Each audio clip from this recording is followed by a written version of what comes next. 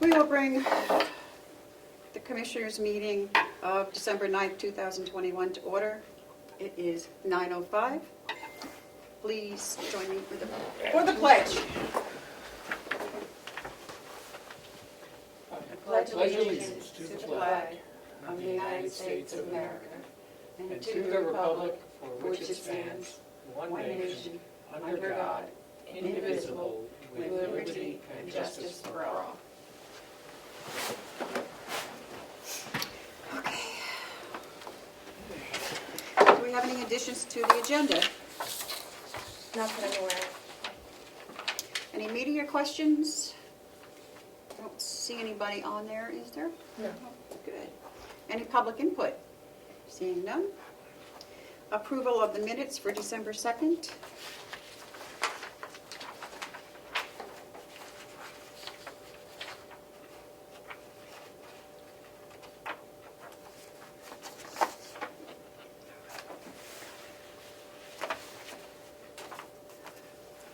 I have no additions. Okay. Look good to me, Madam Chair. Okay. I'd like to make a motion to approve the minutes, December 2nd. Seconded. All those in favor say aye. Aye.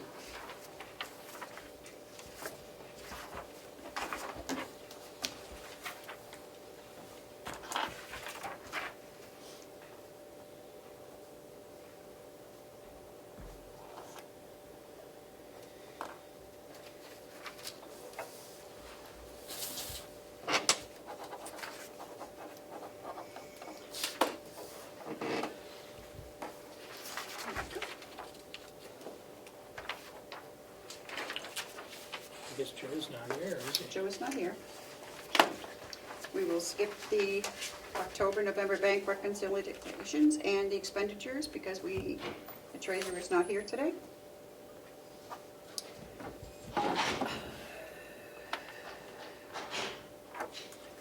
We- And the manifest, haven't we done these already, most of them? Have these Every changed? week? You have done the manifests every week, they just haven't been announced at the commissioners meeting because they weren't on the agenda, they weren't, Oh, I thought it was just the last week. Okay, those are the ones that I found that weren't announced yet.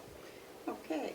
Are these all just the check manifests or does this include the, It's not payroll, it's just okay, and I don't have those. accounts payable. Okay. All right, so we'll go over those.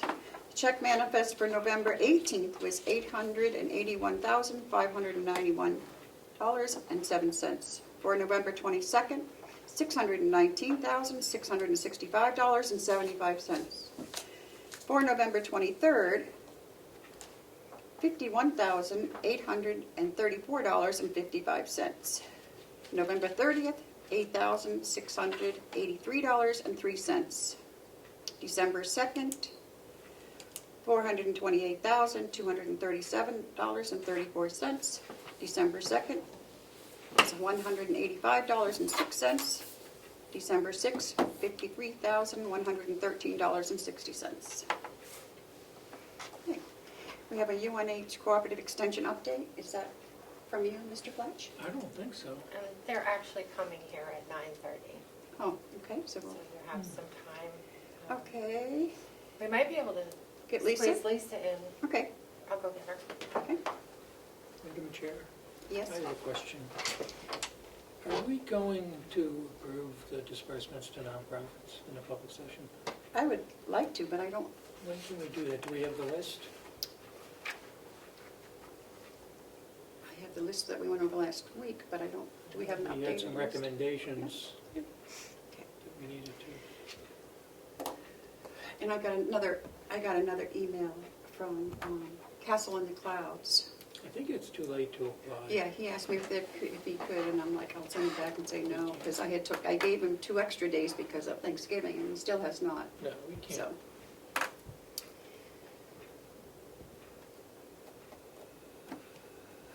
Did they lose money during He never sent me anything. COVID? I told him, I sent him an email, I said, what are you looking for? Can you give me something that I can put in there? And he never got back, so, They must be okay then. yeah.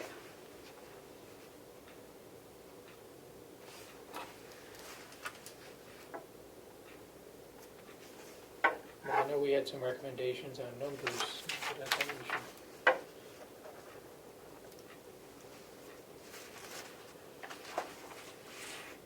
We'll approve those in a public session at some point, Yep, I would like to, so so we we can can disperse them.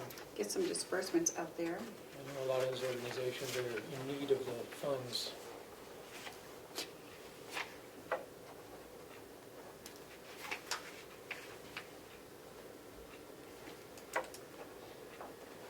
I apologize for being in such a bad mood, but that just, I just feel that it makes us not look very good when there's no one down there. I guess while we're waiting, I can get these out. This is our new source disbursements. I can send these to Bonnie, I'm not, and I should have printed out the email. Yep. And with this share, she's also mailing us the money from the, it's unclear whether she's sending a separate check or it's coming in this check. So I gotta make sure of the money that we spent for the convention, because I gave them the receipts, so that was, she just said along with this is also the $801 for the convention, so. Good morning. Good morning. Come right in. Bless you. Thank you. I'm not sure I'm quite prepared. All right. Good morning. Good morning. Good morning. Okay. It's yours. Tell Okay. us what you need or what you're doing. I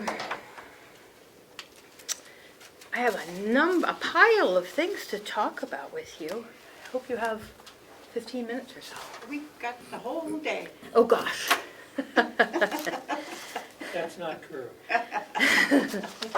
Well, the top of the list is the land records management contract, Okay. which is in its 8th iteration at the moment. Last evening I had a conversation with the attorney who is making a few adjustments to it for us. And he'll send it back to me, in which I'll review it again and then send it off to the vendor. So it might come back modified again, and I'm hoping you'll entertain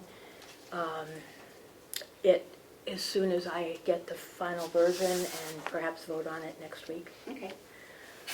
Since It's not next week. I think then we have the next 2 weeks off, so. I know, 16th is your last meeting, I understand, and then we start the services January 1st. Okay. Well, if we have to meet, we have to meet. So it has been gone over with a fine-tooth comb by a number of people. I have submitted it to the insurer, Primex. They've looked it over. We've added some of their language.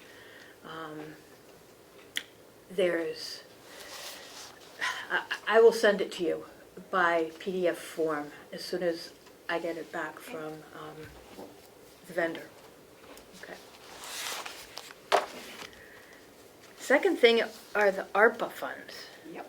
which, if this contract meets your approval and is signed, we will owe on January 1st a payment to the vendor for half of the purchase price of the license to use this program. Okay, and how much is that? The first payment, January 1st, is, I believe, 70, it's 170 divided by 2, which is, what, 85? 85,000. Yeah. Okay. I can get that exact here. Yes, 85 initial payment. Second payment is July 1 for 42.5. Third payment is November 1 for 42.5. So the total for the year is 170,000. I'm sorry, when was the third payment? November 1st. And that includes the fine-tuning it, the maintenance, the repair of all the software, everything for the one-year term. Then next year, as it stands, the price will be $27,500 for years thereafter, 2 through 5. And then after year 5, there will be a cost of a CPI adjustment for years 6 through 10 on the $27,500, which is the maintenance, repair, keeping it ongoing and keeping it up to date. And the up to date is, there are lots of language that we're still adding to, things like if the legislature changes any of the rules or laws, they will build that into the software for no additional cost. If we want something new done after this initial first year, we would have to pay for it. But my hope is that we're going to get everything all wrapped up within the next few months and squared away so that we don't need anything new unless somebody requires something new. So the $250,000 request for the ARPA funds, 170 would go through to AIT in 2022. The equipment account fund would get refunded for the amount that we spent on equipment, and the balance would go to setting up the web cybersecure network at AFAR, which is going to be our web hosting site. And that's not set up. We have set up part of it right now, but we haven't set it all up. Right now it's being done at the vendor's office. He's providing the first year of it, but I would like to set that up as soon as possible so that we have redundant backup and redundant security. So that covers the $250,000, and the cost is estimated at $24,000 for getting the web hosting, buying a web hosting site with all the security. They have the equipment and the software that protects everything. Third party, so we're not, all our eggs aren't in one basket with this new vendor. We have our own web hosting site. We have our own servers maintained here and 2 locations on this campus, and then we have the vendor also having backups and cybersecurity as well. So I think this is going to be a very good system for the county. So I ask you will vote on that. Right now? On what the, The ARPA funds? Contingent on the final contract. That's right. May I ask a question, Madam Chair? Yes. And it's just for clarification on the property fraud protection Sure. and the alert system. I know Fiddler provided, I guess Fiddler had a program, Yes. Fiddler has To cover property that. fraud alert. and under the new software, we have something comparable or better. Called Property Watch. And are you aware that Fiddler has been sending emails out to people in Carroll County, fear-mongering? Yes. Essentially, and the email says, the Register of Deeds in Carroll County has chosen to adopt a new land records management system at the end of the year. This message is to inform you that after December 31st, your property in Carroll County, New Hampshire will no longer be under the protection of the Property Fraud Alert Service that was provided by Fiddler. But we're going to have, my understanding is, with the new system, we will have a comparable or better property fraud alert We in will. place. The So, last sentence was one that you ought to read as well, about Carroll and Merrimack being the only counties that will not have property fraud. okay, all the counties in New Hampshire, with the exception of Carroll and Merrimack counties, will continue to offer our property fraud alert service. And Carroll County will have property watch service where we will continue the service for everyone who has currently property fraud alert. We have all those names and email addresses. We will not be able to contact all of the people who have phone numbers registered for calling. So the new service, Property Watch, is all internet-based. So what I plan to do at the end of January, when things smooth out in January, is to try calling those phone numbers, which are from 2010 to now. And if I'm successful in reaching somebody, ask them to go online and sign up with an email address for Property Watch. But everybody who has an email address that's currently valid will be automatically signed up with Property Watch. They will get a contact email when anything of record goes on record with the name that they have signed up for. I did send an email out to all of these folks after I received that one that you received from Fiddler, and gave notice that this would be taking over. Property Fraud Alert will become Property Watch, and that they will automatically be signed up as long as they have an email address on record. I've had a lot of calls. We've been fielding a lot of calls on this issue this week. But I believe it'll be a good service. The trick to this is signing up with your proper name. If your title is in a trust, you want to sign the name of that trust up. So, if you've changed your ownership into a trust, you need to go back in and sign up with the new name of ownership. If you've changed to an LLC, you want to go back in and sign up with that new name. Is there any kind of public announcement we should be making? I will be, but I hope to do that after the turn of the year when this is, When the it's contract is once it's in signed, place. once we're running it. I did make the announcement on the email that I sent out to everybody. Send it to all the people currently signed up and all our account holders. So the world has been given notice in that regard.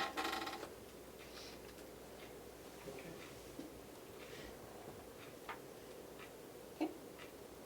Anything else for us? Oh, yes. Okay. So I do ask that you vote on the $250,000 if you would, I think we already, ARPA funds. yeah, I think it's on our list.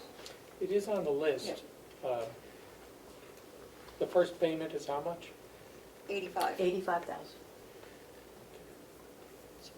$85,000. We just have to get with Bonnie next week to see how we're going to do that. Okay? I don't know if she wants to. And I would think the second payment would go back into the equipment account. And the third would be in July. Have we taken funds from the equipment account that we're replenishing? Yep. Yes. .gov. Okay. Do you want to vote on that now before we? I'm not sure how to frame the motion. Authorize the expenditure of $250,000 of ARPA funds for the land records management system, which will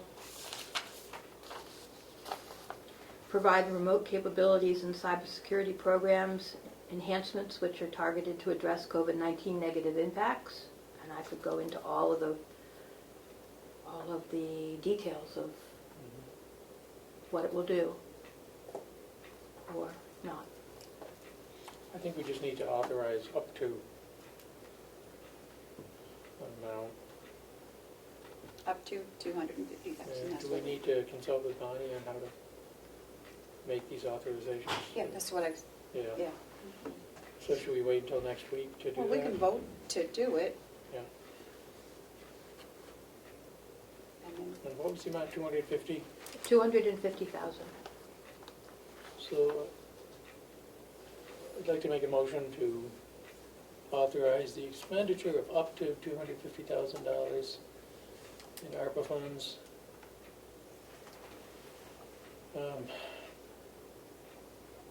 to pay for the new land records management system at the registry.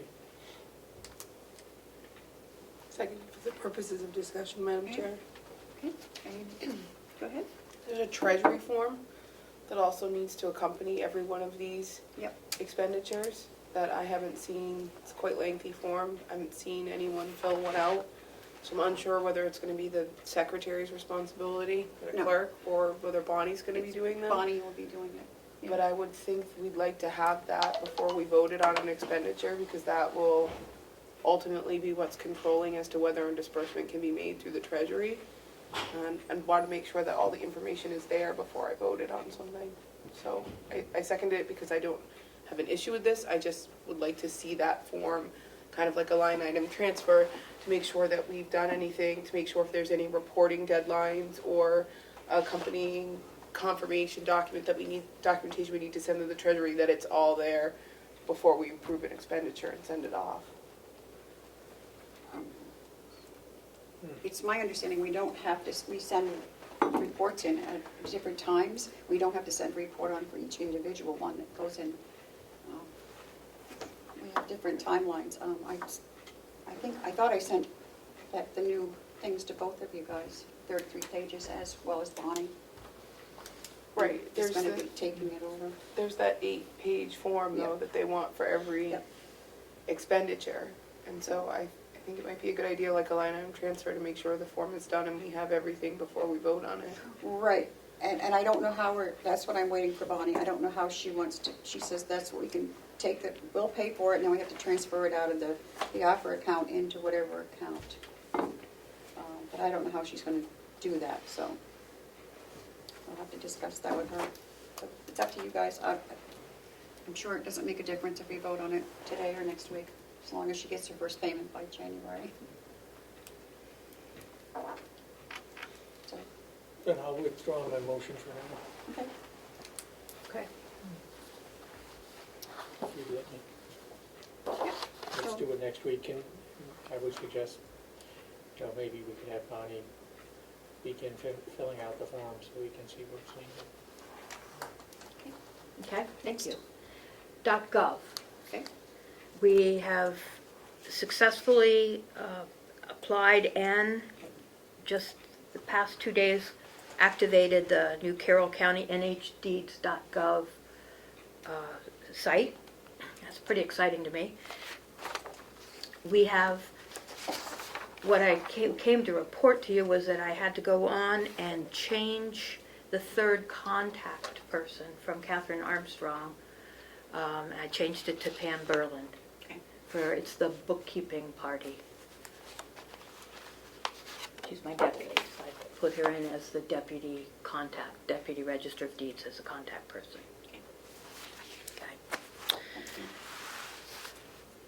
Bids.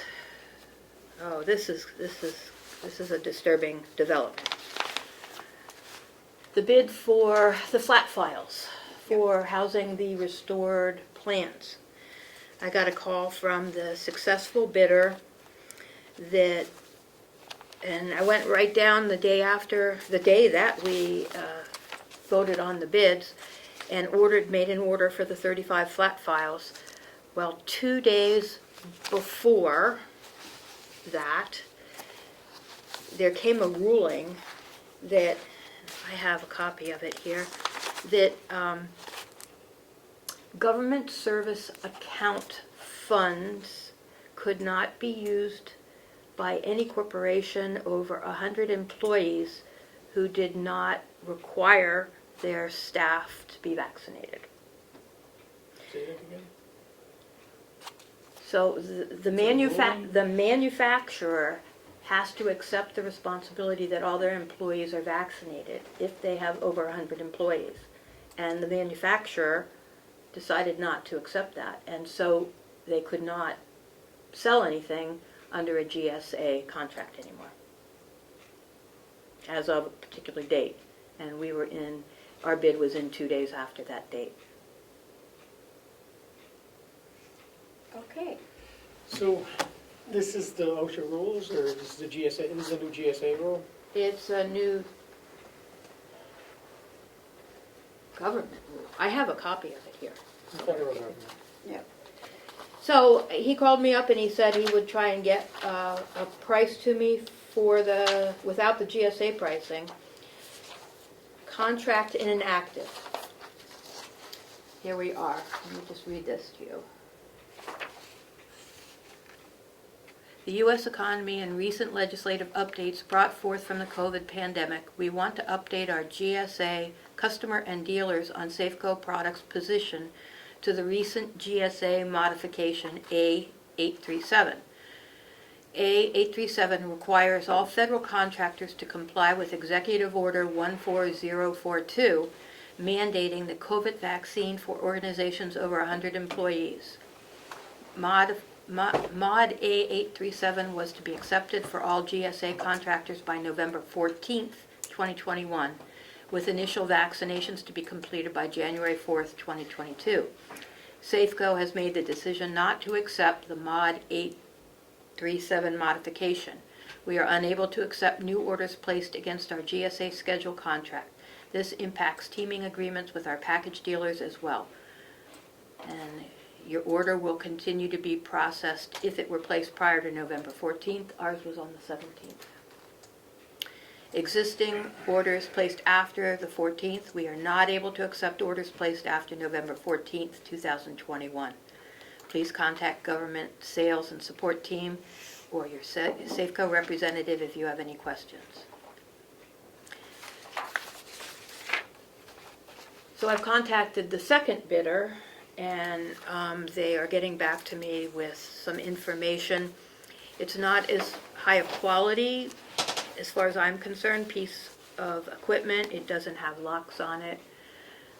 I'm not sure that we should purchase the second in line here, so I'm sort of holding off, waiting to see what the pricing will be, or I could send out a new RFP and see what happens. And I haven't decided which way to go. I just wanted to fill you in that this is coming down the pike. We are not going to get the plans back within the next few weeks, so we have a little bit of time. But once the order is placed, it will take a little while to get the files. So in January, you're going to hear about this again. Okay. Madam Chair, may I? Yep. So, 2 days ago, a federal court, district court in New Jersey enjoined GSA, enjoined the enforcement of Executive Order 14042. What does that mean? Means it can't be enforced. It means that the case was filed challenging the order, and the federal district court in Georgia enjoined enforcement of the order. So, that to me means that they can sell, they can honor the contract now. So I will call my, Please call them and ask them if they're aware of this. It happened on December 7th. tell me what The to order issued on December 7th. tell me what to say. December 7th. The U.S. District Court for the Southern District of Georgia enjoined the federal government from enforcing Executive Order 14042's COVID-19 vaccine mandate for federal government contractors and subcontractors on a nationwide basis, pending a further order from that court.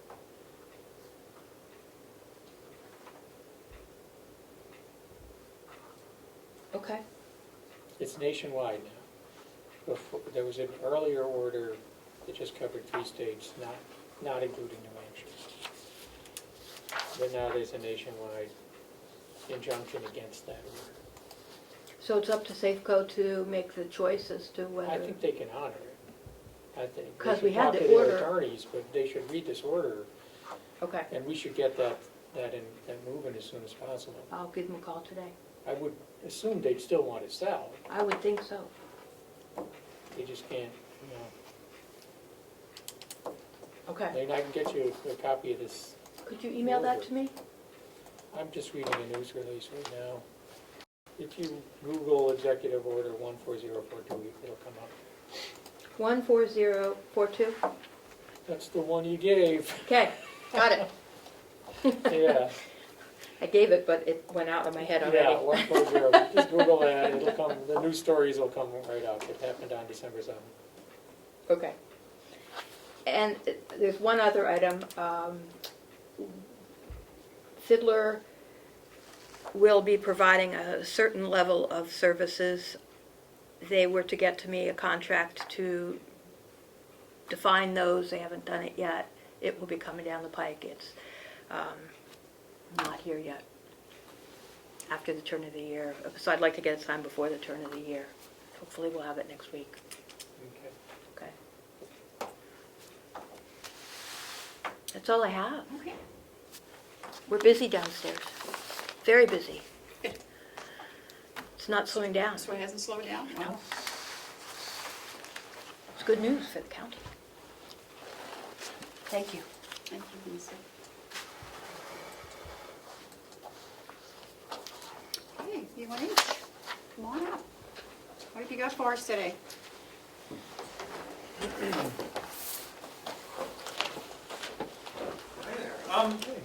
Yeah, I just wanted to take the time to introduce Ken LaValle, to come up and just speak to you. Ken is the Dean of Extension and Vice Provost at the University, and Lauren Banker. And just to, I presented our budget in the end of October, but just to give you an opportunity to meet Extension and, get a bigger picture still of what Extension is doing in the county and in the state, just to see here. So, Ken. So, thank you for the time on your agenda. I know that you interact with Klaus quite a bit, but given the pandemic, you can imagine that we may not have been out and about quite as much as we had been, and it was usual for me to get out to the commissioners' meetings and the delegation meetings to primarily just say thank you for supporting the organization. Very proud to say that from the very beginning of the pandemic through now, we never stopped doing our in-person work with ag producers, pest management, for example, restaurants that required the ServSafe training to do business. So we really made an effort to make sure we could get out there, landowners, land lot management, working with our commercial foresters, etc. So it was really, we were able to do that in large part because the 10 counties in New Hampshire continued to support cooperative extension during this interesting and kind of world-changing experience that we've kind of, hopefully we're starting to come out on the other end of. At least I can hope. I can hope we are actually getting into that next step. So really just thank you. We remain committed to the residents of Carroll County, just like in the other 9 counties of New Hampshire. And we've been back to our usual way of doing business since, I want to say, the spring of 2021 in terms of occupying offices again and being out in the field, offering in-person programs indoors again, 4-H back in business, which has been great to see, especially the farms, the fairs that happened. It was so amazing to see the kids back out there and doing what they worked so hard to learn and progress in their skills, and being able to show those at the county fairs was just absolutely fantastic this year. And I wanted to introduce myself as well. My name is Lauren Banker. I work as the Public Affairs Manager for Extension. I work closely with Klaus and Ken and the 10 counties across New Hampshire, specifically our advisory council. So thank you, Commissioner, for your service to our Carroll County Advisory Council. Really working with them to think about ways that we're changing, we're innovating to meet the needs of residents and folks across New Hampshire. I'm sure you've seen our copies of Radius. This is a great issue that we do every year where you can read more about stories. The theme this year was innovation, so really thinking about the past 18 months and how we've been thinking innovatively about how we're changing and adapting our programs to meet the needs of folks across New Hampshire. I've also got copies of our highlights from Carroll County, which you probably saw with Klaus's budget request a few weeks ago. But happy to make this connection and get a chance to meet all of you in person too. Great. Thank you for everything you guys do for the county. Yeah, absolutely. I wanted to highlight a couple things. One is that Would it be okay if they sat down? Yeah, of course. I know, I was taking the lead for you. I just wanted to highlight a couple things. And one, I just want to highlight one of our 4-H members. And I'd say when I started 12 years ago, this was sort of one of the first 4-H members I've recruited. And her mother was one of the first leaders I screened. And a young woman, Kaylee Deegan, who's now a freshman at UNH, is in her last year of 4-H. And she qualified to attend the National 4-H Horse Roundup in Kentucky and was a national winner in her presentation. And she presented on, and I'm not, some genetic disease for quarter horses, but was so well-spoken and presented that she was the national winner for that. So it's just nice to have one of our own youth here from Ossipee, New Hampshire, go to Kentucky and sort of be recognized on a national level for that. And she's currently a freshman down at UNH. So that was kind of exciting for us as well. Also, and I mentioned this briefly when I presented the budget, but in addition to our 7 staff here in the county, we often have the specialists from around the state come in. And Shannon Rogers, who works with our Community and Economic Development team, has been working in Ossipee on developing the rail trail project there. So there's a little citizens group in Ossipee, on the train tracks to make walking paths and such like that as part of some economic development for the community there. And Joy Gagnon, our Nutrition Connections educator, has been working really closely with that whole team and then helping to connect the school to that because it's within walking distance of the school. And her focus, Joyce, is on really nutrition and health education for youth. So she's been really working closely with them as well and working with finding ways so that the students at the school can be using that to build healthy habits. So one of the best parts of healthy habits is making walking accessible, for example, and places where it's easy to get out. So I know that that's happening as well and coming in. And I hope that in May or June that we're actually going to have a meeting and sort of highlight some of the progress on that. And we'll make sure to invite you down to see that progress as well. Great. And then, Commissioner, we've talked about invasive species a fair bit, and Wendy Scribner, our forest, our natural resources staff, she has really been doing a lot with that. I know there's presence now of hemlock woolly adelgid down on Lake Winnipesaukee and things like that. And just the presence of these invasive species definitely is going to have economic impact on because people are coming to see our environment. So if hemlock trees are dying, or the emerald ash borer, for example. So she's really doing her best to help educate people. And while we can't necessarily easily, readily, one person can stop the spread of those, I think just education and awareness of those pieces is an important piece. So on all our projects, there's just a quick snapshot of some of the things that are happening, and we continue to get out. Where you mentioned 4-H, I'm not sure if you all are aware or not, but 3 years ago, I was able to kind of convince the UNH administration, and it wasn't hard once they saw what 4-H was, to really start promoting and helping the kids in 4-H come to UNH and be able to afford that. So there's a 4-H merit scholarship. I don't know if you all are aware of that or not, but it's a big deal, at least to me. So for every year that a child is in 4-H, they get a $500 scholarship per year to come to UNH. So if they are in for the 10 years that they can be, that's $5,000 per year to come to UNH. And that was recently, last year, even spread out to any New Hampshire residents that are transferring from a community college into the university or from any other university in the country. If they're a New Hampshire resident, they can come in and receive that scholarship. And we have seen, in a very short period of time, we went from only having 6 or 7 4-Hers at UNH to more than 80 applications, and now probably close to 70. We even have a collegiate 4-H club now, which is absolutely fantastic, because these kids are phenomenal. What they do, what they learn, their leadership skills and development. So we want them to stay in the state of New Hampshire, learn how they can make UNH more affordable, and then hopefully keep them in the state. That's great. Yeah. I should have joined 4-H. It would have made my You education cheaper. have kids. Yeah. I know Will's pretty active with the goats. Yeah. Yeah, 4-H, most of yeah. his kids are in 4-H, yeah. Yeah. They're a great presence at Sandwich Fair. His whole That's family. right, yeah. Yeah. Well, I never want there to be a period of time where you're wondering what the return on investment is for supporting cooperative extension. So, please, directly to me or to Klaus, I'm happy to talk about why we're doing what we're doing in the county or the state, and make it very clear with these impact sheets annually that the significant funding that the county is providing is well worth it. And thank you. Well, the work you do to help local farmers and agriculture here is pretty important. And one thing we're looking at with opening up the annex again is making some space available for your programs. We're going to have public meeting rooms, public classrooms.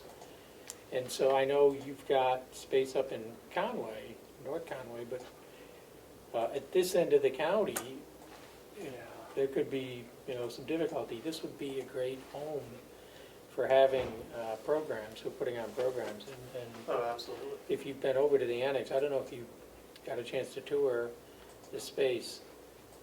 We're going to have just a tremendous meeting room, big enough to accommodate an awful lot of people. I don't think there's a room that big at this end of the county outside any of the schools at this point. And so we'll be able to put the programs on here. So let's keep talking. We want to see your presence increase. Absolutely. Well, I think meeting space there, I can think of a lot of examples of ways we could use, classroom or meeting space there. I think, whether it's, Ann Hamilton using that space for teaching her her safety awareness in the food environment, for food service workers, to just recently I was talking with our new 4-H staff person, Greg Hufford, and he was just looking for meeting space to meet with his 4-H leaders. I said, that would See be what the happened there. perfect space. And, Yeah. in terms of food service, and there's a commercial kitchen in Oh, that's right. there. And we're going to be getting that working again. And not just a commercial So- kitchen, but a commercial kitchen that is big enough to accommodate students in the room with the teacher in the kitchen. So everybody, It's a teaching kitchen. a yeah. small number, maybe, a handful, but there is space available for them to, or that's what we envisioned, for them to be able to be in the kitchen, working with someone. So if we can get ground off support for it, it could be game-changing for educational purposes. Absolutely, yeah, I can see that. I know Ann Hamilton reached over 250 individuals in her safe training, for food service handlers in the past year. So just having access to that, and again, like you mentioned, sort of the southern part of the county here, I think this would really provide excellent access. That's what, And depending what your plans are and your needs, I think UNH or myself would be very interested in thinking about ways we can help in terms of technology. So if there needs to be ways of having remote access and, screens and have, certainly we would love to do that as extension, so that when we are there, we can kind of beam other people in or maybe Yes. have other shared programs. Just let us know for sure. yeah. If you can help provide technology, Oh, we could, yeah. that would be great. If it's Yeah. going to be an extension. We can provide the space and, the kitchen equipment, the meeting space, but technology, we're going to need that. Yeah, we're envisioning classroom kitchen is kind of what I'm calling it. Regular classroom space, and then there's potential office space. So, and the large meeting room, so it should, Yeah. Well, I can see, potential office space, from time to time, having various staff people just meeting, folks from the southern part of the county here. I think, accessibility, I think sometimes it's just a long way to make it all the way up to Conway if Right. you live in Wakefield or Wolfboro. And if, we could meet here, meeting people where they're at is kind of one of our central pillars, and I think just making that accessibility easier. So again, if, Wendy has a meeting with somebody and it's not meant to be on their property, coming to meet them here, or the same myself, working with, 4-H folks, leaders as well. Great. So, super. Again, thank you. Oh, Thanks again. thank you for coming. I'll leave these with. Oh, good. Oh, great. that'd be great. Thank you for coming. Thank you very And much. we'll keep talking about Yeah. this Okay. It's planned in the annex, and I don't know if we'll need, I know Tony, we have an architect designing the layout, but we might want some input on what to do in the kitchen, and how, how to help set up that kitchen, because that's gonna get renovated. Yep. There is a lot of equipment in there already. Yeah, and I think Ann could certainly provide that sort of expertise, from the sanitation perspective, Yeah. as well. So. And there's working refrigeration and freezers in there, which are overflow for the nursing home when something's needed, when there's a problem Yeah. with air. Excellent. So, Yeah. Well, that's exciting. It'll be exciting to see this come together. So. Just keep our fingers crossed. Exactly.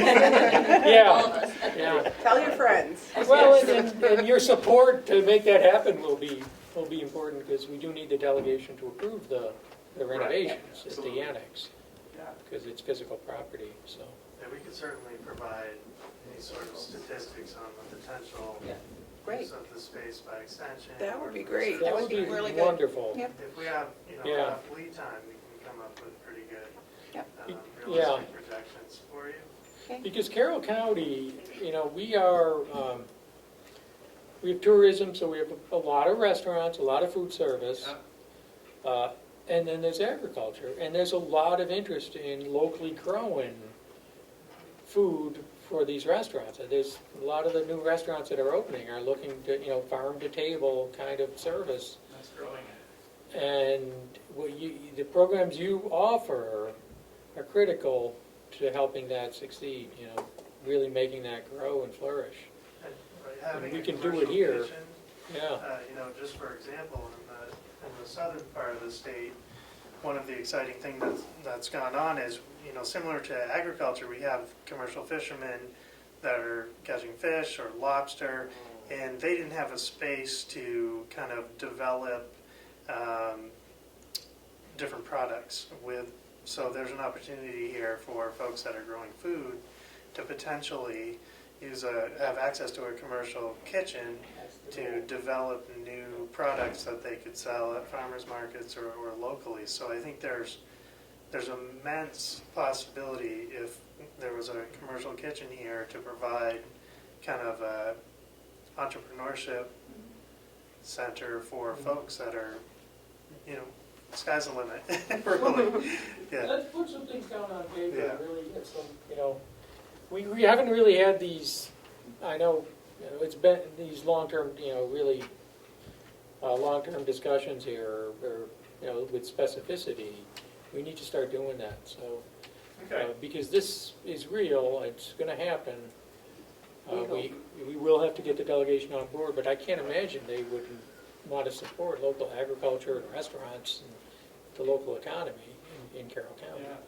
So, Well, I'll be reaching out to you shortly with the next agenda for our advisory council meeting Okay. that's coming up in a couple of weeks. Okay, as well. great. So maybe we can sort of Yeah. follow up with that about Yeah. a conversation and just have a conversation to get a clearer picture, more than just a 5-minute discussion, Yeah. Oh, I know. I would on need to- what's going on. And I think what we do here is what are you envisioning? And as a commissioner, I envision education in the building, but I can't really go beyond that because we're thinking of 9 million things. But you have the examples because what you would do with that space. And I think perhaps that's something they need to hear along the statistics about what it could mean for the county to have this space available when there is no other kind of space like this Yeah. for the community and the county. So I think it will be great for them to hear directly from the extension and less from us. Well, again, have a better understanding of your vision and Yeah. will allow us to sort of, to build on that and let you know more specifically on, wow, well, we could offer this, so we can add to that vision. Well, I Starting think- with that. It would be good to bring some other folks up. I could bring a few other folks from the university that may not be from Extension, but kind of work in this kind of space, and tour see what the space looks like, and then that might help generate additional ideas. And I can send Commissioner Platch the PowerPoint on the annex and forward it So along you'll to. see the, to yeah, Cloud. yeah. It Because, has, the architectural drawings of the space as it is now, what we'd like to do with it, with the dimensions and everything. Yeah. So, Everything, I get excited about these types of things, but, you know, there's workforce development opportunities. Right. I mean, can we take local kids that are in high That's the school and idea. get them Yeah. so they're ready, Yeah. workforce ready to be line Yeah. cooks or whatever, yeah, it's good Adult stuff. education people that also Exactly. want to come down, so. Yeah. they Yep. Work in Yeah. conjunction with you. But that's the idea, it's, you know, to benefit the community, economic development and workforce development and Yeah. train people to go into into these types of big jobs. And, you know, we have a huge kind Yeah. of tourist economy here, plus an agricultural economy, and it's a neat fit, so. yeah. Well, we'll keep that conversation going. Thank you. Thank you very much for coming. Nice to meet you. Yeah, Nice to thank you meet for you. your time. Thank you all. Okay, so I guess I can do the Hale stuff. Okay. I don't even know what's in here, but let's see what we have. Okay.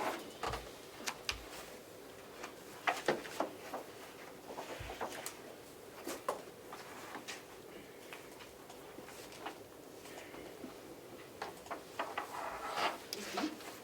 This is.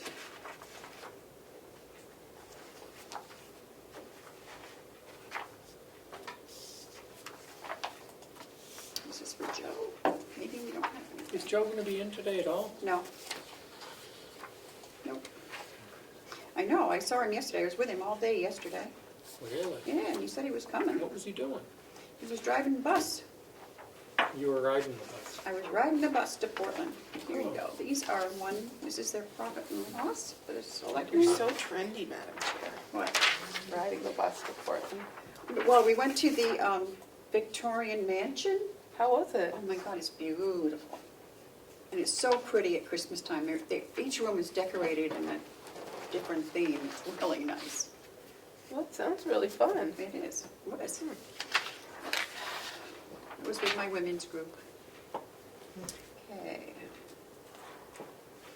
So we have the tax collector's warrant, property value, state of New Hampshire. We have to sign this and take it back to Denise. There's only one, but if you guys want to take a look at this, This, have to sign it. This is for Joe. did Denise put this together? Yeah, and the tax assessors, yeah.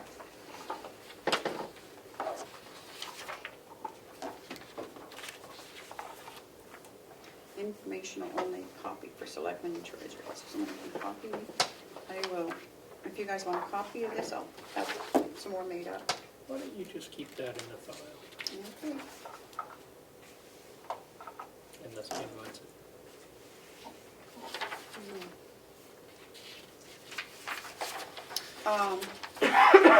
There's going to be some, we can't do the Hales budget quite yet because, or vote on it.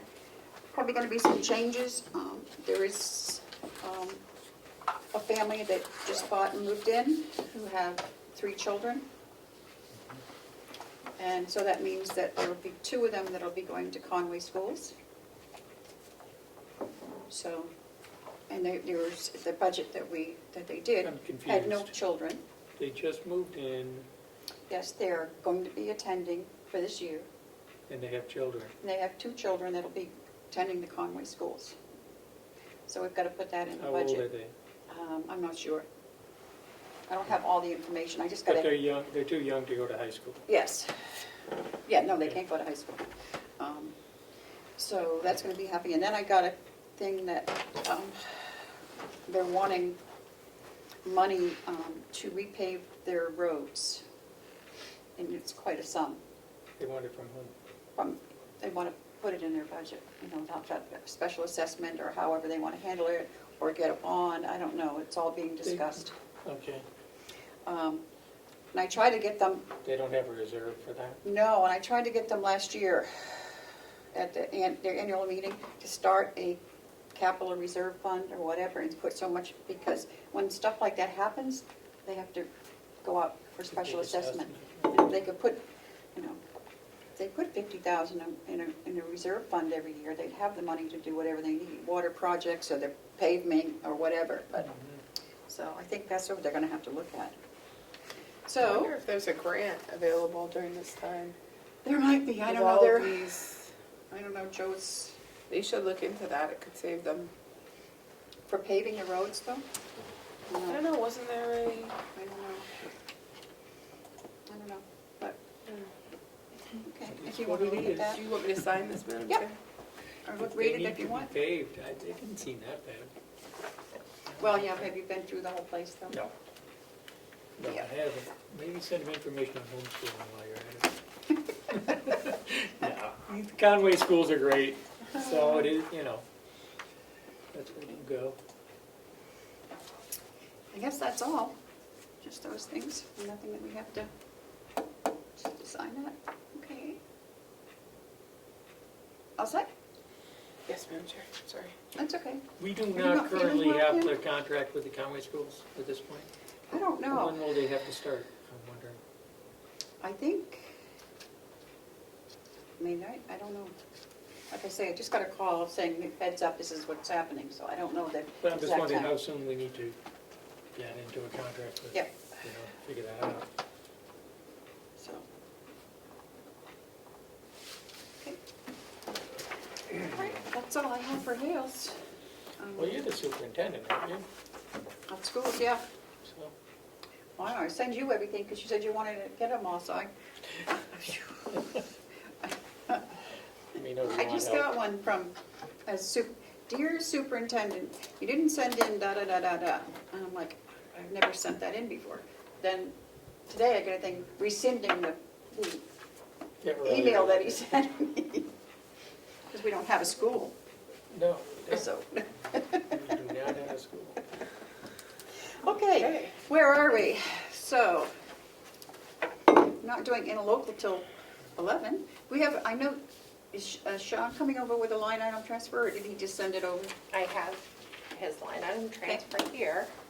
Do it. Actually, we have 3 line item transfers, 1 from the jail and 2 from the sheriff. Okay. There's all 3 for each of you. 17, 18. And 16, 17, 18. Now, what are we doing here? These are line item transfers. Yep. And This is from Sean? Oh, okay. Yep, he Yeah, we called heard me. about this one. Yep, he called me and said that.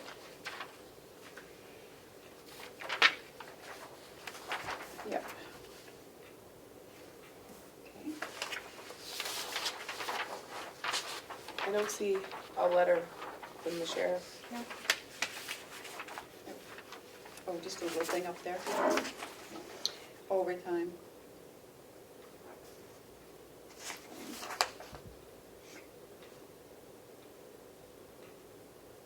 okay. There's a lot available. Are these all that you have them too? Yep, we have. I wouldn't be inclined to sign the sheriff's without the letter. I'm not inclined to deviate from our policy that we've been making everybody do. So, I'll leave it to you, Commissioner Platts, Madam Chair, but that's my humble position.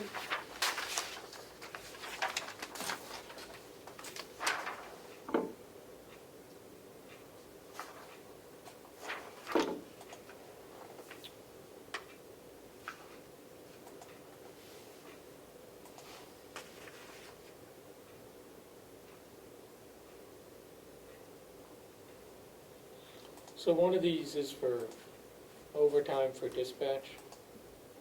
Which one do you want? I'm on 17? 17. This Due is- to having vacancies of manpower of regular dispatch positions.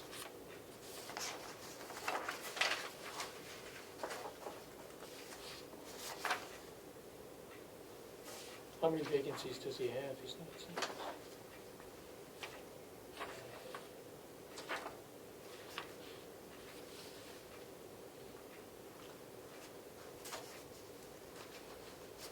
And then he's got deputy vacancies as well.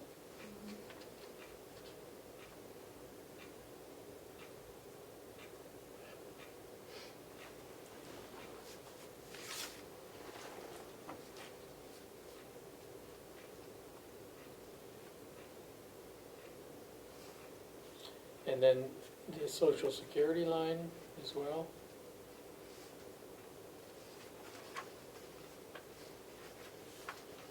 $20,855 proposed. And the commissioner's proposed budget showed 8914. Yep. Wonder why that happened. Don't remember.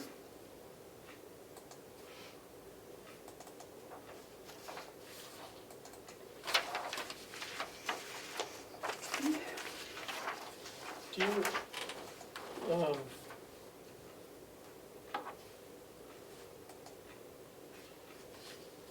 Commissioner Jasari, do you have questions unresolved that you'd like answered by the sheriff in the letter? Mine's more of a matter of principle. I get these two, these all seem to be in the same vein.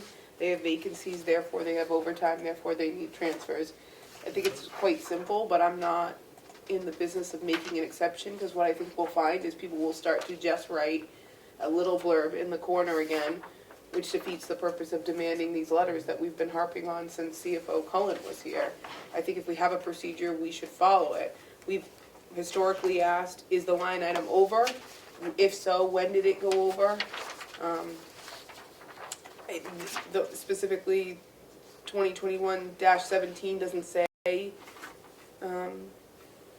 whether it's over. It doesn't say how many positions they're down. It doesn't say, and maybe the sheriff wouldn't be inclined to put that in it because it would be a public document. So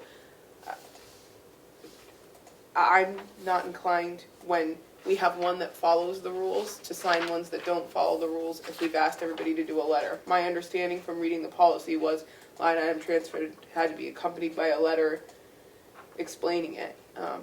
If we as a commission decide we're going to go back to just putting the reason for request in the box and doing away with the letter, then that's something we should consider going forward. But if there's a policy, I want to follow it the way it's intended.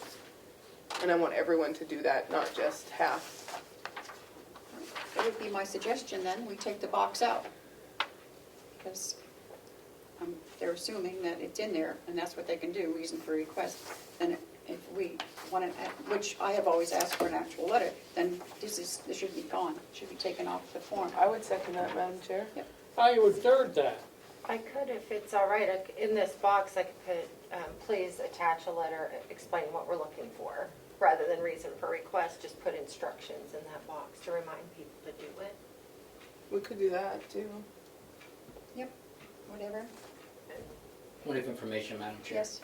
To answer Commissioner Clash's question, as of November 9th, the staffing levels for the dispatch is 12 full-time and 4 part-time. That was November 9th. That's what he had, but what, he doesn't say how many he's short. He said his present staffing levels. Right. So, I think we should send it back to him with more, the request for the letter and the additional information. And I think it should be standard, when did this line go over? Well, that's, I think if Melissa's gonna put instructions there, that should be one of the questions. Is this line item already over? If so, when did it go over? Yeah. Detailed reason for requests, and what else? Is there something else that, another Yeah. question we hear from the delegation often about what they wanna see? They can't think of anything specific, but they always ask when it went over, which is a valid question. On the staffing for deputies, I don't know if there's a security issue, making that public. I think Right. we should be, that's up to him, but I think that we should have a separate letter with the details. I mean, I don't know if it matters, but if you look at the one from the jail, right? It says the same thing. It says the same thing, essentially. It's just literally in a letter. But the letter is signed by the superintendent.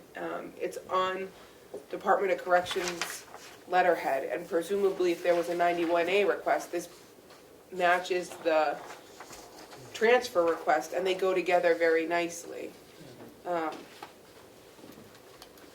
If you just have it in the box and there's further discussion, I don't think, you might not know where to find your answer. This makes it clear if you had a question about this line item trust request, you would go to the superintendent Eldridge for your answer.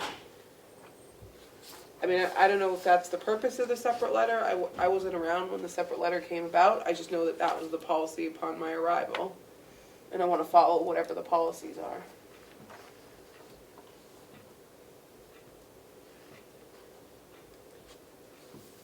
Then we That's can do, you can go back and you can resubmit it with a letter and do it next week.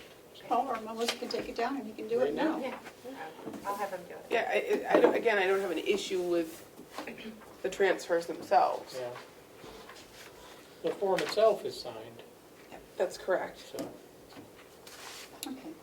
Would you like to vote on the, I'd make a motion to, that we approve line item transfer 2021-16,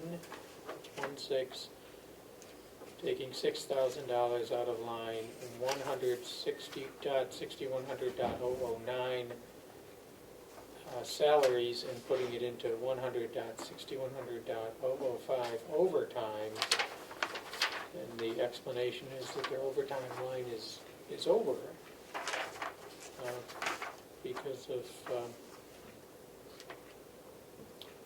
doesn't say why though, does it?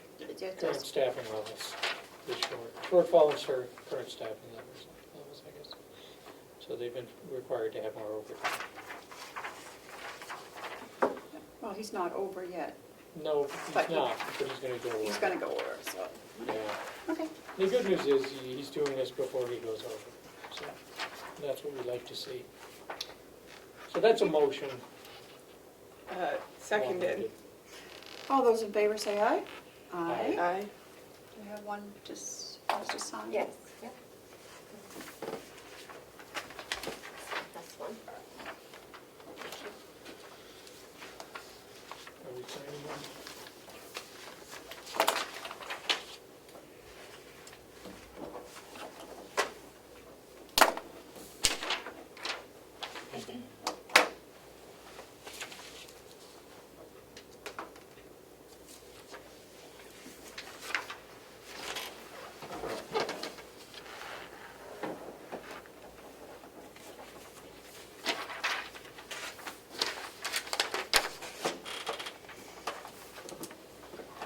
Will we have checks today to sign?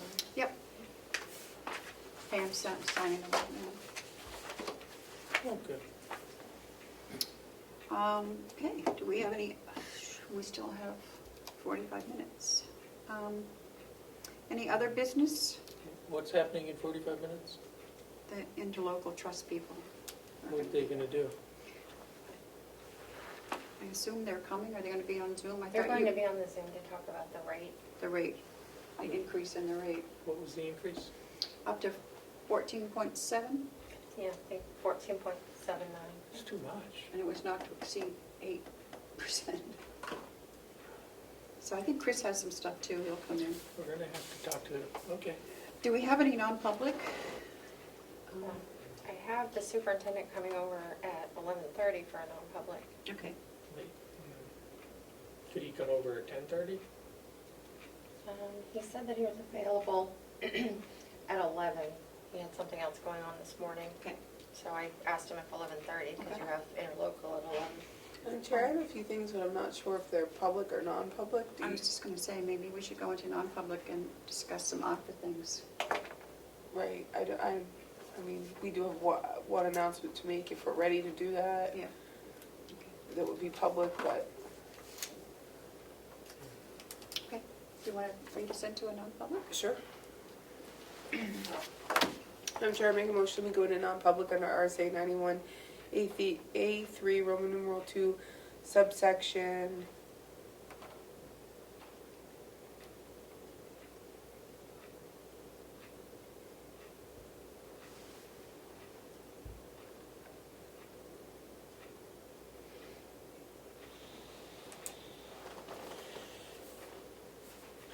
A or I, C, all of the above?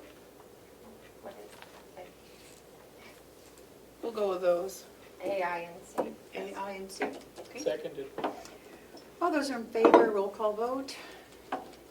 Commissioner Tessari, Aye. Commissioner McCarthy? Aye. Commissioner Flash? Aye. Thank you. 1016. 10:16. Nice. In unison.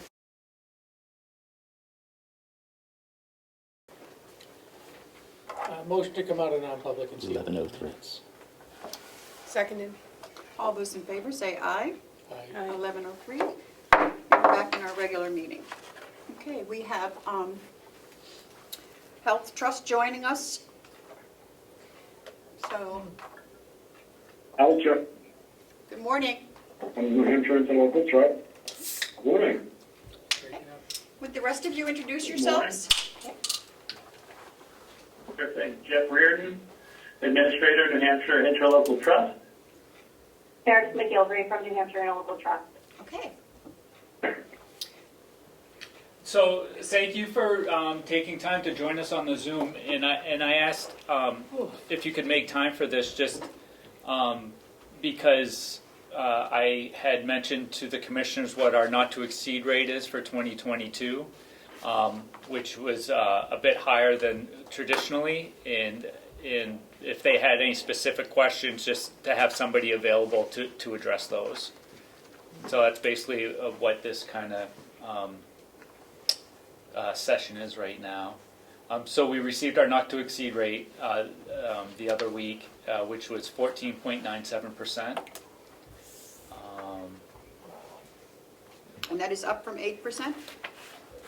No, our last year's not to exceed was 3.82.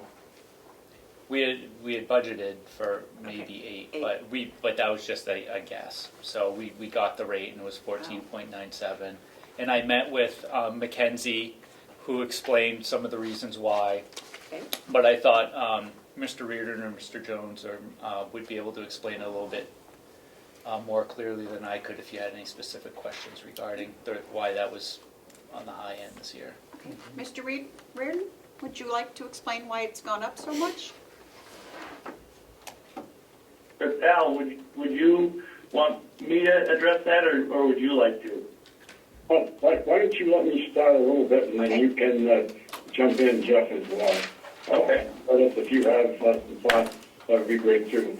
In any event, Chris attended the NHIT's members meeting a couple of months ago, and there I explained that last year claims were down significantly throughout the trust, including Carroll County, due to the pandemic. People were putting off all elective surgeries and in many cases avoiding any visits to doctors or dentists. And as a consequence, our claims last year were much lower and reflected in everyone's rates, including Carroll County's. However, I did mention that with the end of what we thought was the ending of the pandemic last year, everybody went out and had elective surgeries done that they put off during the period the COVID-19 appeared to be significantly more under control. So we saw claims spike quite a lot, and that's reflected in this year's rate. But the rate is what we call a not-to-exceed rate, and that means that when we do our final rating for July 1st, if claims improve, the rates can go down.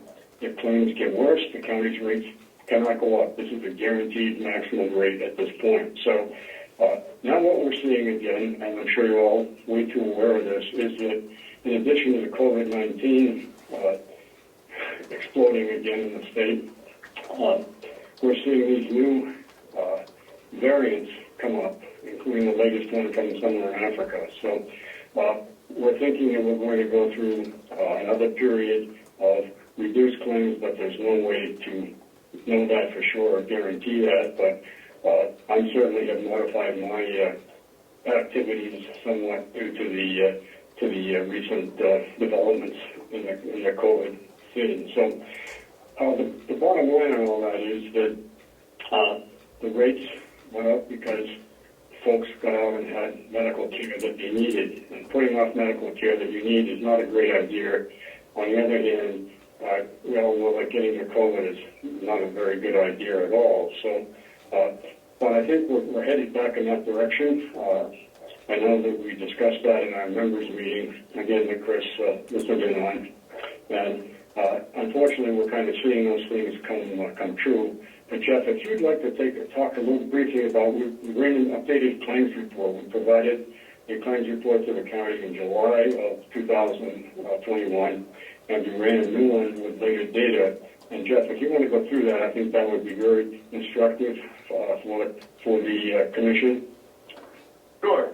So when we're looking at these claims reports, what we're looking at is a snapshot of our most recent 12-month period, and right now that runs through the end of August, paid through October. So we're looking at a 12-month period, but looking at it over 14 months, and that's because that gives a little bit of time for those claims to mature. So anyways, we ran the same report 6 months ago for the county. So that 6 months ago, that report was our most recent report, and that was March 20 through February 21.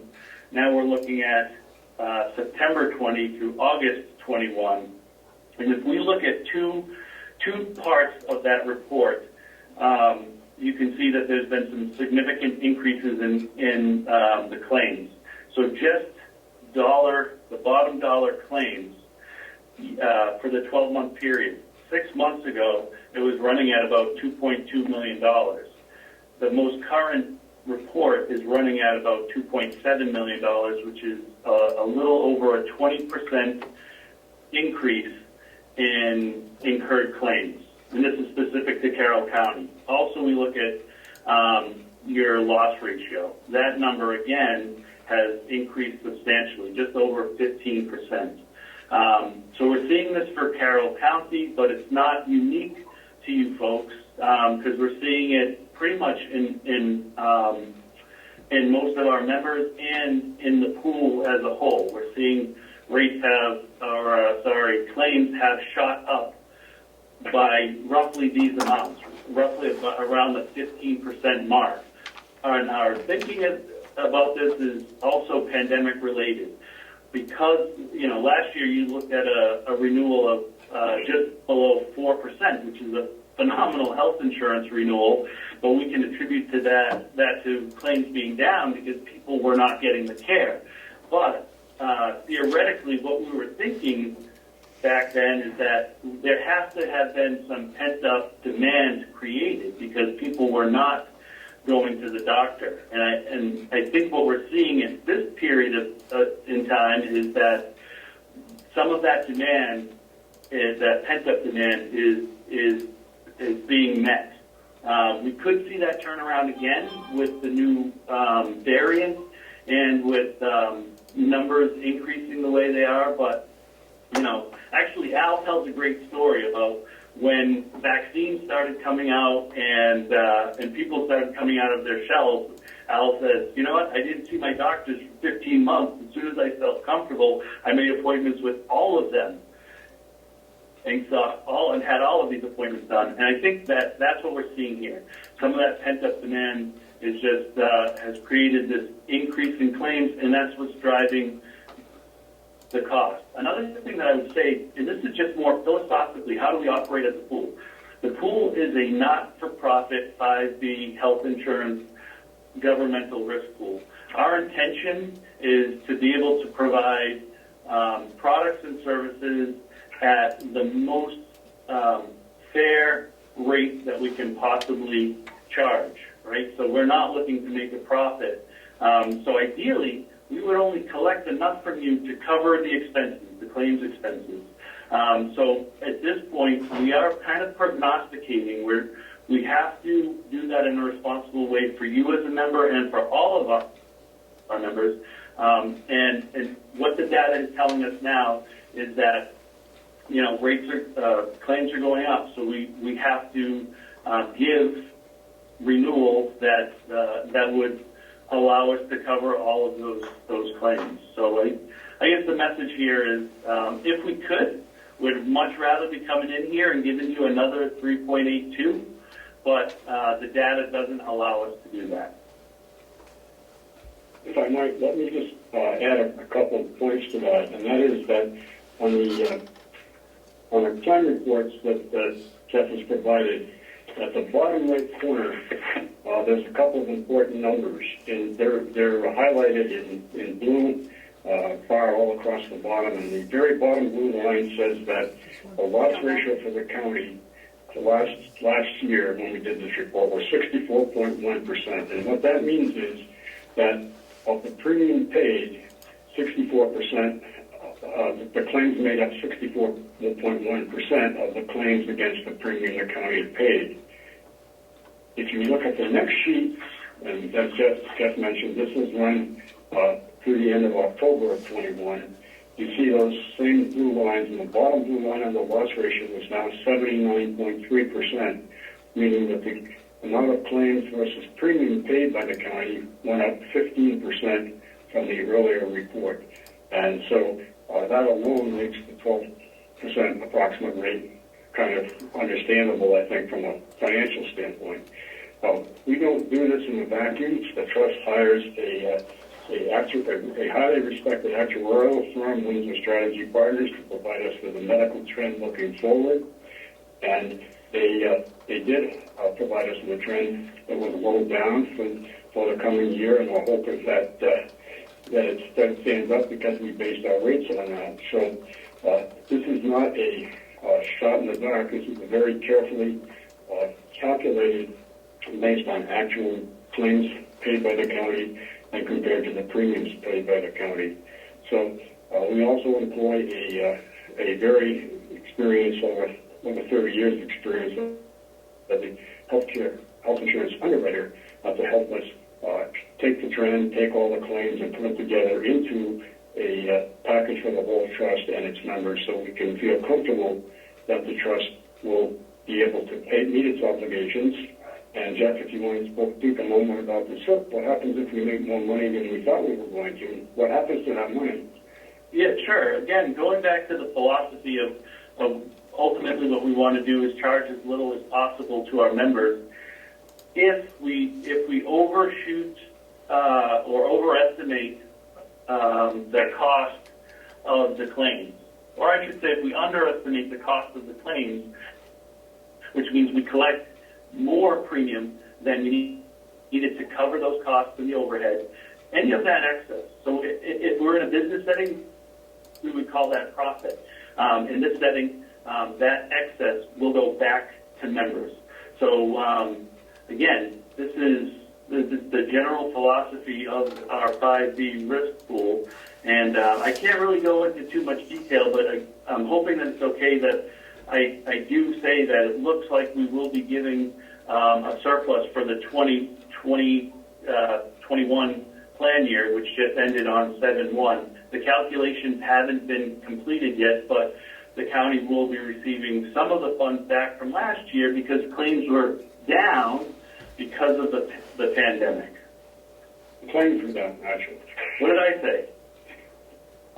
Not claims. The claims were down, as well as the premium, but the claims were down more than we expected even so, and that generated what is called a surplus, which has to be by law in New Hampshire for the nonprofit pools to return to the membership. And so, Jeff has put his finger on that. It looks like we're going to get the county is going to get a nice return of surplus for the 2021 year, and that will occur sometime during 2022. Jeff, any additions to that or corrections? No, that was perfect. Okay, there's two other things I'd like to say, and obviously we'll all take any questions from the commissioners, and if you don't want us to run further, just tell us and we'll let you stop. But two other things. One is New Hampshire Interlocal Trust is the only trust serving exclusively the public sector in New Hampshire that works with an insurance company partner, Harvard Pilgrim Healthcare, that is also nonprofit. Everybody else works with for-profit giants that send millions and millions and millions of dollars back to their headquarters out in the Midwest. So Harvard has been a leader in terms of quality for decades, and recently Harvard and Tufts Health Plan, another fine not-for-profit health plan, emerged. And so we now have something that I think is very important. By the virtue of their size, they're going to be able to get better discounts from more providers than in the past, and that will lead once again to lower claims for all our members and their employees. So we're pretty confident going into 2022 that the stars are aligned to make this trust stronger and to be able for us to provide surplus. We know we will for the year just ended, as Jeff mentioned, it could be fairly substantial. And the other thing is, nobody, not just in the 5D or the public pools in New Hampshire, but I don't know of no organization that provides more effective and more employee-friendly wellness programs than the New Hampshire Local Trust. And that's been our goal from day one when we started the pool back on July 1 of 2012. And Meredith has been our wellness leader that entire time. She is an amazing young lady. I'm not young anymore, and I had a little problem with my fingers not being as able to grasp things as possible. And she came up with some wellness activities for me to do, and I'll tell you that my hands, certainly my fingers work better, my hands feel better, and we bring that type of personalized service to all of your employees.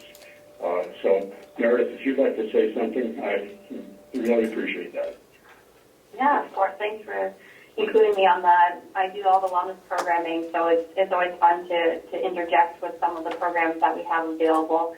Al had mentioned the partnership with Tufts and Harvard Pilgrim, and I think that's a great segue for us here, is that New Hampshire Book of Business gets to keep everything that we already have with Harvard Pilgrim, but we get to add on a few new services as well, looking into the 2022 and 2023 year. So we'll have some exciting new wellness programs that we can start to talk about after the new year that we'll be able to bring to you all. But with what we have right now in the wellness world is we do a lot of on-site and also virtual sessions. We actually have one at, I think at noontime today with our partner Harvard Pilgrim doing a stress management for the holidays session where people will get to do a little interactive activity.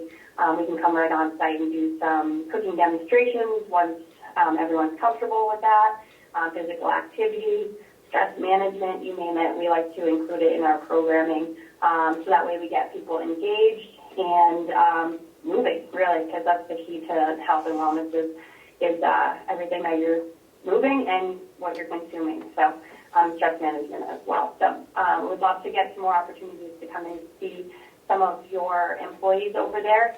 We do have a handful of people who participate in the wellness programming pretty regularly, but it is on the lower side. So some more engagement over there is definitely key so we can start to work on the wellness, but also the education when it comes to healthcare consumers and using the health plan.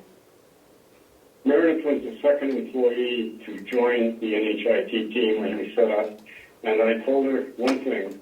I said, nationally, towns, cities, counties, and major employers are spending hundreds of millions of dollars on wellness, and they're getting almost no return because they get almost no participation. I said, I want our programs to encourage and focus on participation, and she has done that. She's a internationally recognized speaker at conferences on wellness, and just a totally great person. Also, at that time, we set up a trust model. And most days when I come in, I'd see the team and I'd say, what have you done for the members today? And I don't see it quite so often during the pandemic because I'm not in every day. I've been working from home, so I'm just as much as everybody else. And I don't like that. I'll tell you, it was good for the first 2 weeks. And then really, so we're getting back to the office as we can and being cautious because nobody wants to get one of those nasty viruses. So any other questions? Anybody here will respond to them. If we need to do research for you, we're happy to do it. Whatever you'd like to know, we'll make sure you have the information. Thank you so much for your time. I really appreciate it. Commissioner Platts, you have a question? I have a couple of questions. First, this is a big increase. It's almost 15%. Are all your members getting that same sort of increase, or are we in a special category for some reason? Now, the overall trust increase is 12.43. overall for everybody. And then it looks at the various claims for each group, and we come up with what's called a not-to-exceed rate, meaning that we've given you the maximum rate that we will charge on July 1st, and if your claims improve or go down. And Jeff, I forget exactly what increase the county got. Do you happen to remember off the top of your head? It was a 14.97 now. And do you have any feel for what type of surplus they're going to get back from last year when things were much, much better in terms of claims? I do not. I really can't say, but just for you folks on the board, I am actually the newest member to the team, so this will be my first go-around calculating the surplus. But I can say that just as a percentage of premium from the 21 plan year, it was just over 5%. So I don't know what the actual number would be, but I feel that it'll be substantial. We still have to do our calculations, though. When you apply that against the increase, you're still getting the benefit of the good claims from a year ago. You take that 5 or 6% surplus that we will return to the county as an offset against your premium, which you'll get the money. You can do with what you wish with it, obviously, but as an offset to the total cost of health insurance for the county, that will reduce it by 5 or 6%. And that's, again, from the great year that you had with a 3-point-something increase. Again, Another thing that I might add to this, sir, is that the not to exceed is a function that we provide to our members for budgeting purposes. Normally, and you may have experienced this in your personal and professional lives, but when we're looking at insurance renewals, to get a renewal 6 or 7 months in advance, it would really be unheard of in the commercial space. So again, we're doing this in a way that is very deliberate and very careful, because what we can't do is miss the mark by a lot on the bottom side. So and by that I mean we can't risk not collecting enough membership dues to cover those expenses. So this is a very, I would consider, conservative number that we use for budgeting purposes.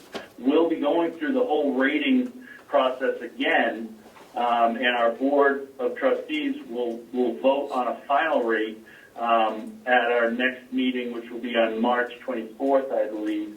And we really don't know what the new data will show us at that point. In theory, if the spike in COVID and the new variants drive people back home, I mean, it could either stabilize or even send that claims trend in the opposite direction. We really, fingers crossed that if something like that happens, the numbers actually improve between now and when the final rates are set. and they usually do go down because in calculating a rate out to the end of June, we have to add extra months of medical trend. And as I said, the trend is up since people came out of hiding from the COVID. And so as the medical trend goes down, or it comes out of the real world, we'll be taking several 3 or 4 months of trend compounding out of the rates for July 1st. So typically they go down unless there's a huge spike in claims. But you can't guarantee that because nobody knows the answer. In terms of when you calculate the surplus, is that unique to Carroll County, or is it based on the entire pool? Do we get the same, It's based on... do we get more surplus if we have fewer claims than others might get? Or is it based on the overall surplus, the whole pool? Good question. The overall surplus is calculated for the whole trust, and that's using our actuaries and our financial team. But then it's allocated to each group based on their claims experience. So if your claims experience is better, you get the benefit of it right in the surplus return. Yeah, the total number of surplus is calculated in the trust, but divided up to members by their experience. Okay. And what is the participation on the wellness? I'm wondering what the participation is here. It's low. It's low. Is it lower than others, or is it significantly low, or compared to others? quite, it's under 10%. It'd probably be close to 3% maybe. If I look at the full numbers, I think this last month we had maybe 7 participants, which I considered a win for the county. Looking at our whole book of business, definitely some of our school districts are high performers. Our counties are hit or miss, but we do have a larger county who is very engaged in wellness, and we have another one who is very hard to come in and do things at different shifts because the shifts, they want to make sure that everyone gets it, but they can't find a time that works for everyone. So we're working with each of the counties and even school districts and towns to find when is the best time to get in to see everyone. So trending-wise, you guys are all, low on the participation. It's not unheard of, but it is on the lower side. And are those And we have costs, seen, I do question on the cost of the wellness. Are we paying that separate, or is that just rolled into the entire premium? That's all included in the premium. Okay. That's not anything separate. We actually fund the wellness program that goes to the employees. part of the trust general overhead. And I would say that the trend in participation has been down since the COVID started. I think you can understand why that would be. That it's hard to get people into exercise classes when everybody's worried about catching the virus. So, again, it's our goal is to get participation, and we've achieved it in the past, and I'm sure we will again once we have a level playing field with the disease. What portion of the premium do you think would be paying for the wellness program then? Is there a way to figure that out? We'll get you that answer, sir. I don't happen to have it off the top of my head, but it's a relatively small percentage of the total premiums. Okay. Yeah, it's again, we're very frugal. That's the other thing I've always told the team. We want to do good things, but we don't want to do things that look good, don't accomplish much, and cost lots of money. And again, much of our wellness program is actually subsidized by Harvard Pilgrim, and is in the bonus of the fee we pay Harvard Pilgrim to pay our claims and to allow us the use of their discount networks for hospitals and doctors. But we'll get you the numbers, sir. Okay, great. Any other questions? No, that's it. Commissioner Tesari, you have any questions? I do not. Okay. Chris? No, I appreciate your time coming on today to speak with us. And while I have you here on public, I just wanted to say thank you for, you guys are always been available the past year through the pandemic at a moment's notice, accommodating, any question or need that we've had ever since I started. So I've really enjoyed working with the team, and I just appreciate, everything you guys have done for us so far. So thank you. Thank you very much for joining us today. And you're very welcome. Thank you. And thank you for the kind words, Chris. And that'll continue going forward. Anything you folks need, follow-up questions, additional data, please don't hesitate to reach out. We are genuinely here to help in any way we can. Great, thank Great, you. thank you. Thank you. Thank you. Thank you, everyone. Thank you so much for your time. Thank you. Hey, Sean, you're up next. Is this He has public? non-public. Oh, he's a non-public. Okay, so we're going back into non-public. Did we need to approve the transfer though?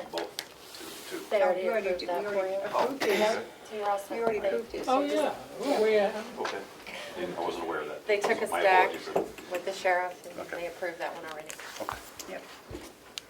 Gets it. Madam Chair, I make a motion that we re-enter non-public under RSA 91A3, Roman numeral 2, subsection, this part is B. Seconded. All those in, roll call vote? Commissioner Tesari, Aye. Commissioner McCarthy, Aye, Commissioner Flash. Aye. Thank you. 11:32. 11:32.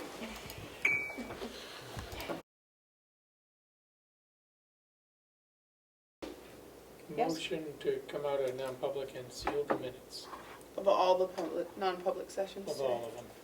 Seconded. All those in favor, say aye. Aye. Aye. It is 15:53. 3:53. Okay.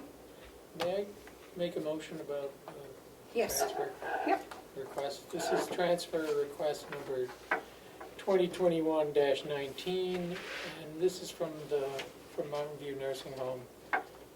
And it's to cover more overtime, again, because of the staffing shortages we're already experiencing. Is this the one to sign, Melissa? Yes. No, Prior this to is, the here's the vaccine original. mandates, Somewhere. they need to cover an overtime line, and they're moving some money from salary, they have some extra in the salary line. So they're taking $900 out of 5130.009 and moving it to 5130.005. Again, that's $900. So I make a motion that we approve it. They're already over, they went over on 11:30. I'll second it because it's accompanied by, as the policy requires, not me, the policy that's existing for all Carroll County, anyone in the county, that requires a separate written explanation. This one has one, so I'd be happy to second your motion, Commissioner Platch. And I will note for everyone at home that it involves salary, and salaries are a matter of public record for anyone who was concerned that they may need non-publics or think that they're not public record. They are matters of public record. All those in favor, say aye. Aye. Aye. Commissioner Patch, could you sign it? Certainly. And we would like to announce the hiring of 3 people in the House of Corrections. A Harley Lau, a full-time position, Sean Rowe, a part-time position, and Michael Bauer, here, a full-time position. So. And then I need. Motion to adjourn? No, a motion to allow the Register of Deeds to sign this. Are we doing that today? This is not the one this is not the thing, this is the other one. I'm not sure. This is the fiddler. Oh, we're doing this? Yep. So what do you need, a motion? To allow the Register of Deeds to sign. To sign this? Yes, the Carroll County.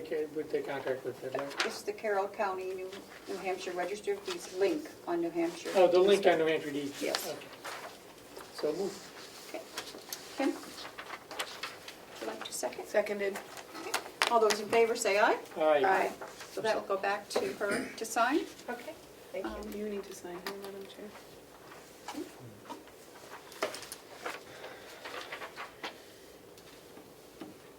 Madam Chair, was that the .gov? No, it's, what's the heading on that? nhdeeds.com. It's so they'll maintain a link to the Carroll County Registry of Deeds on that site For a year, for a year. as we change over to the new system. If people log into the old system, they can still get to the new one. All right, so I'll get this back. Is this this is for Chris, Chris? with a copy of her job description. Yeah. Do you have one? Yeah, well, he gave them to me, he has them. I'll just have to, and I'll tell him what we're doing with that. Do we have any other business? Should I sign that too? If it's right. Seeing none, I'll, Motion to adjourn. Seconded. all those in favor, say aye. Aye. 1557. 57.